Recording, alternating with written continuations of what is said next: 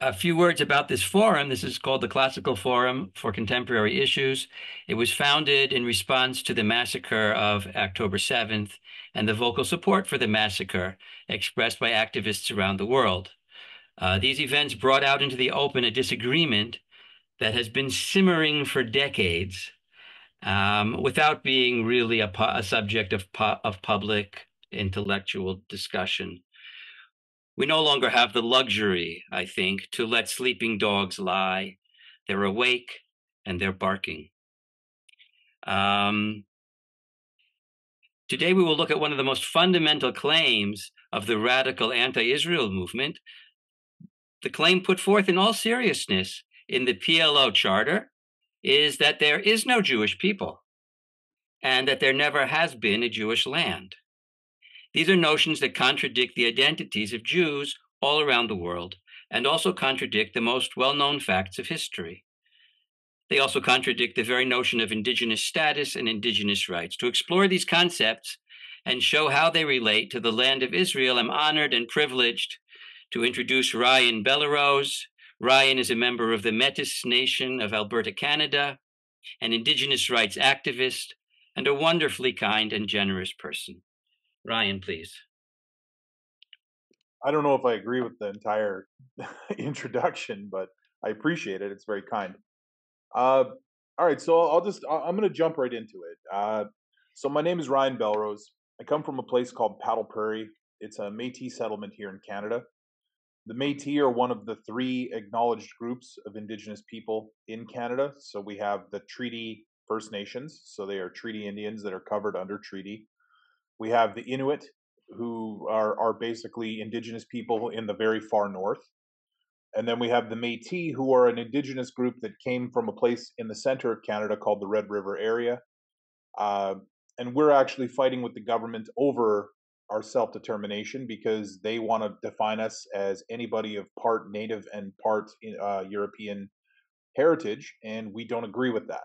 We understand that indigeneity is site specific, which is something that I'm going to go into because there are so many misconceptions about indigeneity and indigenous status that it is kind of difficult for us as people who are, advocating on behalf of the Jewish people, because if we don't know all of the details about indigeneity, it's very difficult to expect other people. Now, the biggest problem with this is that the other side has for 45 years adopted the language of the left, and they've basically turned this entire discourse into oppressor versus oppressed. And they started using indigenous language long before we did. And it was frustrating for me to watch as I was growing up because I knew for a fact that the Arabs are not indigenous. And I'm going to go into that. And it's really important that we understand that this isn't, we're not ascribing values when we're talking about this. So it's not like, I genuinely believe that we're the good guys and they're the bad guys, but for other reasons. I don't believe it, because you're indigenous and they're colonizers. I don't necessarily believe that's what makes them the bad guys. I believe what makes them the bad guys is that they chose terrorism as their mechanism to try and gain statehood, and that they chose violence at every course rather than choosing a peaceful method to try and, achieve a state. They have literally been attacking Jewish people since the inception of the state itself. So that's why I chose this side. And I want to be very clear about that because I know that there's probably going to be some disputes about some of this stuff. And so I'm going to go in right off the bat and I'm just going to explain to you guys why I hold the opinions I do and why I believe that Jewish identity itself is at the center of this conflict, and why I believe it's super important for Jewish people to understand that and to manifest a very strong, authentic identity. And I'm going to get into that as well. All right, so to start off, the biggest problem we have right now is that nobody seems to understand what indigenous actually means. Okay, now this is kind of normal. Okay, Martinez Cobo is the guy that came up with the United Nations definition. Now, the United Nations definition is the one that most indigenous people accept, but there are some really problematic parts to it, which is the reason that a lot of indigenous nations have refused to sign the UNDRIP, the Declaration of the Rights of Indigenous People. All right, so here's the definition. Indigenous communities, peoples, and nations are those which, having a historical continuity with pre invasion and pre colonial societies that developed on their territories, consider themselves distinct from other sectors of the societies now prevailing on those territories or parts of them. They form at present, now this is a key, please pay very close attention to this line. They form at present non dominant sectors of society and are determined to preserve, develop, and transmit to future generations their ancestral territories, their ethnic identity, as the basis of their continued existence as peoples in accordance with their own cultural patterns, social institutions, and legal systems. This historical continuity may consist of the continuation, for an extended period reaching into the present, of one or more of the following factors. So, occupation of ancestral lands, or at least part of them, meaning that they have some presence on their ancestral land. Common ancestry with the original occupants of these lands. That means pre colonial occupants, so people that were there pre colonization. Culture in general or in specific manifestations, such as religion, tribal systems, membership of indigenous communities, dress codes, means of livelihood, lifestyle, etc. Language, whether used as the only language, as a mother tongue, as the habitual means of communication at home or in the family, or as the main preferred habitual, general, or normal language. Residence in certain parts of the country or in certain regions of the world. And then, of course, because it's the United Nations, they have to add something super general. So they say other relevant factors. All right. Now, I'm sure you guys heard when I said the part about not being dominant, right? Now, that was added. As far as I can tell, that wasn't in the original draft. So it was added afterwards about that indigenous people are non-dominant sectors of society. Now, the problem with that whole statement is that it basically means that all of the stuff that we're working towards, so national self-identification, national self-determination, all of those things, once we achieve them, according to this definition, we would then form a dominant sector of society and we would no longer be indigenous because we would no longer meet the criteria. So there has been a huge amount of dispute and debate over that phrase. And there are significant numbers of indigenous nations who refuse to sign the DRIP until they remove that section. The problem is that the United Nations doesn't want to remove that section because the second they remove it, at that point, Israel will literally meet every single one of the criteria, right? Because if you take a look, Jewish people, and I need to be clear here, we will be talking a little bit about national identity. We'll also be talking about ethnic identity. And Israeli is a national identity. Jewish is an ethno religious tribal identity. So that's why it's so much easier when I'm talking to a group of Jewish people that actually understand Jewish identity, because then I don't have to explain, all of these different terms ad nauseum. So here's the big issue. All right. The Arabs have decided that they are going to claim indigenous status. Now, what they've done is they do this mental gymnastics in order to make their peoplehood fit. And it's no different than the way they talk about the conflict. Until a couple years ago, we would refer to the Arab Israeli conflict because it really was the Arab world versus the Israelis, right? Now, what does that show us? It shows us, well, there's 338 million Arabs in the Middle East.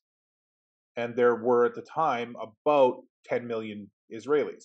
Now, that's very clear when you take a look at that the Israelis are not some giant Goliath and the entire Middle East. You literally control less than 1% of the Middle Eastern landmass. And you had a fraction of the population of the people that were fighting against you. That's a problem when the other side wants to make everything about oppressor and oppressed, and they want everything to be the underdog narrative. So what they did was they changed the narrative. They said, well, no, it's not just the Arabs fighting the Israelis, it's just the Palestinians. And the Palestinians, they would say that their population, and it's funny how they would manipulate their population numbers, because suddenly, instead of the massive population that they constantly claim, they would downplay their population so they can make it seem like, oh my God, the Israelis are Goliath and the Palestinians are David, which is a complete inversion of what the reality is, right? The other thing that they do is they would literally say things, and I know it's going to sound funny, but I wish I kept the screen recording. They tell their advocates to say something that is not truthful and that is demonstrably false. That way, when they're debating us, we will lose our temper and not debate properly. That's one of the things they do. So they will say something that is patently false in order to get us to get angry, and then we will forget what we're supposed to be talking about, which is literally the fact that no, Jews are not European colonizers. Okay.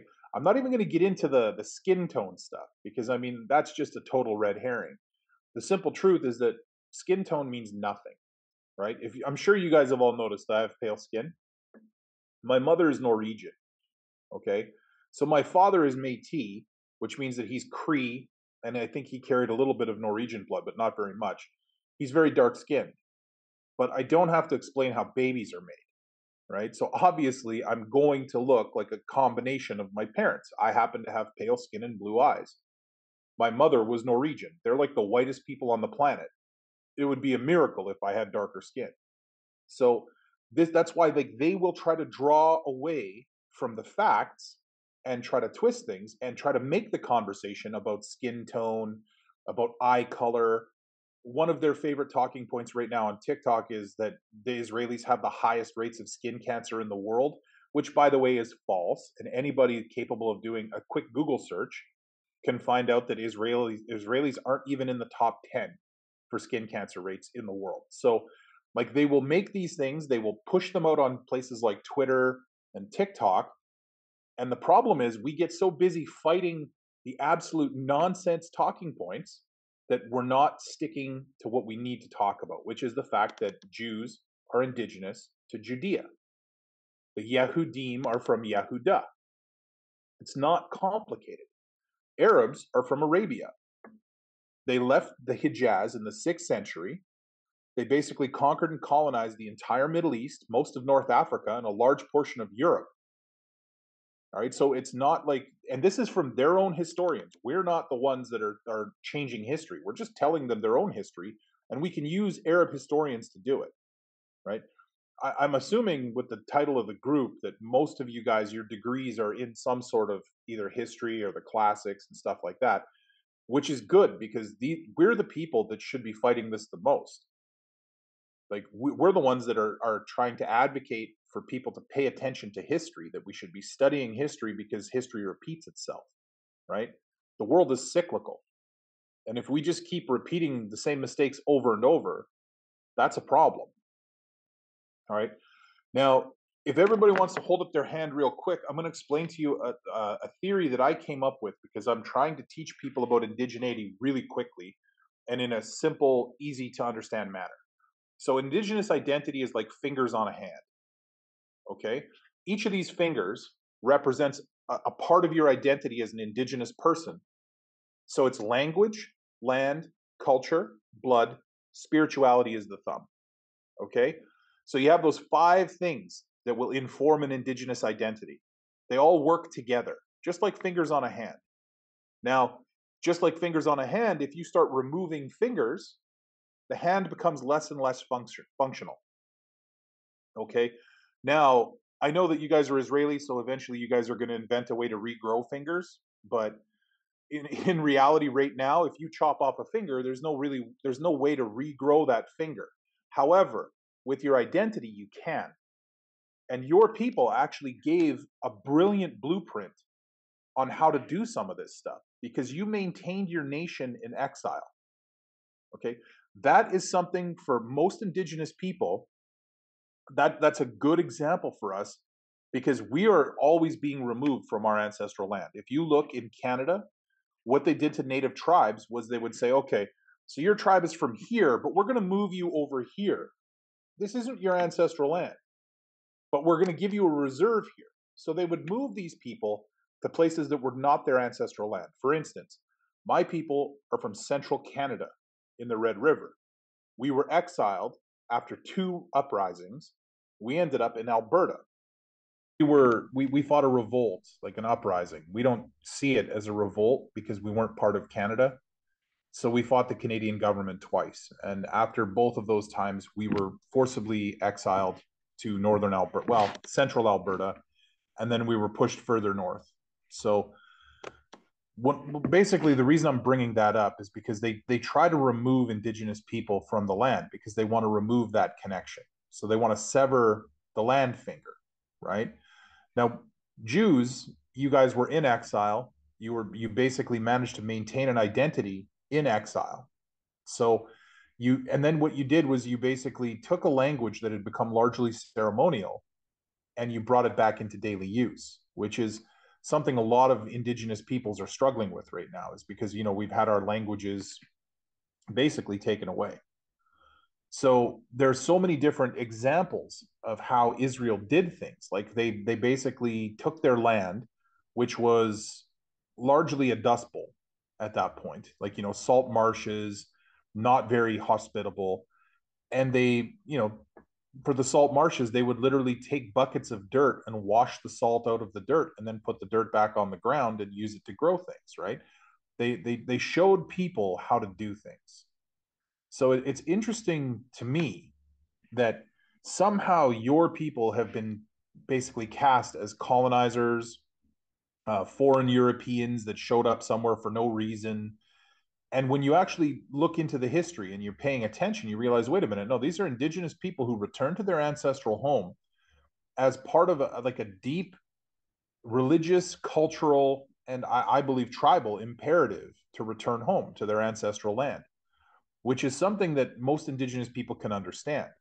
But the problem is that the narrative has been set by a group of people who, at the very least, are adversarial towards your people, right? So what I'm trying to explain here about the importance of indigeneity in this particular conflict is it's not just the indigeneity, it's also about the importance of identity. So a lot of people don't know this, but the most sacred place in the world for Jewish people isn't the Kotel, right? The Kotel is what everybody sees because we see it on TV, and it's, we always see Jewish people praying there. So we just make the natural assumption, well, that must be their most sacred place. When in reality, their most sacred place in the world is the Temple Mount, where the temple once stood. And the foundation stone and the Holy of Holies is up there. But unfortunately, it's now underneath, a compound that was built by other people who colonized them. Jewish people don't even have full access. They can't go there anytime they would like. They're actually only allowed to go there at certain times of the day. And they're not allowed to pray. They're not allowed to do anything that might seem too Jewish, which is really a sad thing to hear when you're talking about the Jewish people's most sacred site in the world. It's no different than the Pahasapa. Now, the Pahasapa is the most sacred place in the world for the Lakota people, right? That's what you guys might call the Sioux, if you ever watched cowboy and Indian movies, right? They're the people that killed Custer at Little Bighorn. So their most sacred place in the world is a place called the Pahasapa, otherwise known as the Black Hills. But most people internationally would know the place as Mount Rushmore, right? And what do we know about Mount Rushmore? Well, they carved the faces of American presidents into the mountains. And those mountains are actually called the Seven Grandfathers. They're the most sacred place in the world for the Lakota people, and they now have the faces of American presidents carved into them, right? And why is that? Well, because that's what colonizers do. When they take over a place from Indigenous people, they put their stamp on it. They try to show us this is ours, not yours, right? Now, for Jewish people, because a lot of people don't see Jewish people arguing, hey, like we want access to our most sacred site, sometimes it's difficult for people to understand because for most people, if you tell somebody something's not really important or not really valuable to you, they believe you.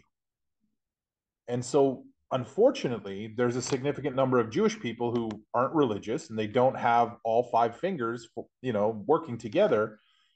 And they genuinely say things like, well, I would give all that up if I could just have peace. But then what they end up having is no access to their sacred site, and no peace, because people don't really understand why it's so vital, right?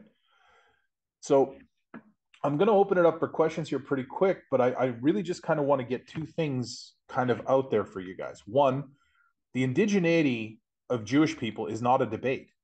They meet all of the criteria. There is literally no argument against Jewish people being indigenous to the lands that we're talking about.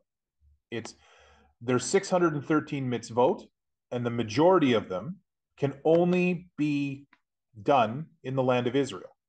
Now, the mitzvot are basically rules, they're laws that Jewish people are supposed to keep, right? So that's one thing that kind of shows, yes, Jews are clearly indigenous to that land. Jewish people follow a lunar calendar. That calendar only makes sense in Israel. It doesn't even make sense if you move over a slight distance. If you move over to like Egypt, it doesn't make sense anymore. The lunar calendar doesn't fit in Egypt because the lunar calendar is directly how the moon, it's how the moon works. You do everything according to the moon cycles. Now, there's so many things like this that we could sit here for 2 hours and I could tell you, archaeological things like the Mernaptah stele, the Tel Dan stele, all like those are stones that have carvings in them that refer directly to the people of Israel. But that's not like, if we're going to talk strictly about indigeneity, we're talking about, okay, so how do we show connection to the land? We know that the Jews come from there. Well, if you go to a place in Yehuda, so Judea, what some people call the West Bank, and you travel around, almost all of those places have major stories from the Torah. Now, I actually did a tour with Gabriel on my last trip to Israel, and his son took us on an ATV trip that's just outside of the place where Gabriel lives. Okay, beautiful, beautiful. But all of those places, his son was literally able to tell us, okay, there's just outside of Alon Shvut, there's a part of the Torah where one of the Maccabees kills an elephant in a major battle. He sacrifices himself to save his people. It's a major story in the Torah. And we saw the area where Jewish people for thousands of years have maintained that that's where it happened, right? We actually walk on a place called the Way of the Patriarchs, which is a place where elders in the Torah were walking thousands of years ago. And we saw a place called the mikveh. That's where they ritually purify themselves. So on their way to go to the temple in Jerusalem, they would stop and they would bathe and clean themselves at this mikveh, which is a ritual bath. And it's thousands of years old. This is the kind of stuff that Jewish people can show. Yes, we still do that. 2,000, 3,000 years later, we're still doing the same things that we did here 3,000 years ago. That's the epitome of indigeneity. And it doesn't mean that they haven't changed at all, but it means that there's so many things that they still do that they've done for thousands of years that directly connect them to that specific place. And so, like, when we're talking about this stuff, and we're also willing to allow other people to make these ahistorical claims, we're not listening to the actual people that are living there on the land now, who are saying, listen, my people have been here for thousands of years. When I was there, I saw a synagogue in the place called Susia. And that synagogue is thousands of years old, right? It dates back to the very beginning of rabbinical Judaism. And it's an incredible thing to see because it shows that Jewish people were there doing Jewish things thousands of years ago. So the more that we talk about indigeneity, the more that we say, listen, these people have a genuine, deep, abiding connection to their ancestral land, the more we can maybe get other people to understand, listen, this is real. This is not made up. It's not like I'm from northern Alberta.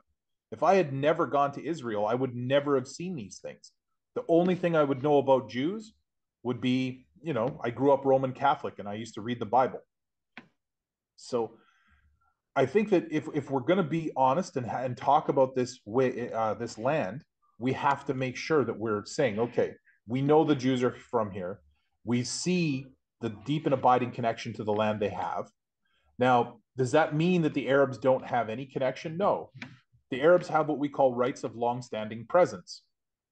Anybody who's lived somewhere for a really long time, they have those rights. Now, that means they have the right to safety and security. It doesn't mean that they have the right to tell Jewish people where they can or cannot go in their own ancestral land. It doesn't mean that they have the right to prevent Jewish people from attending their sacred sites or maintaining their language or perpetuating their culture. And I think that once we start talking about this stuff, I'm willing to open it up for questions, but I don't think that there's really a whole lot of debate.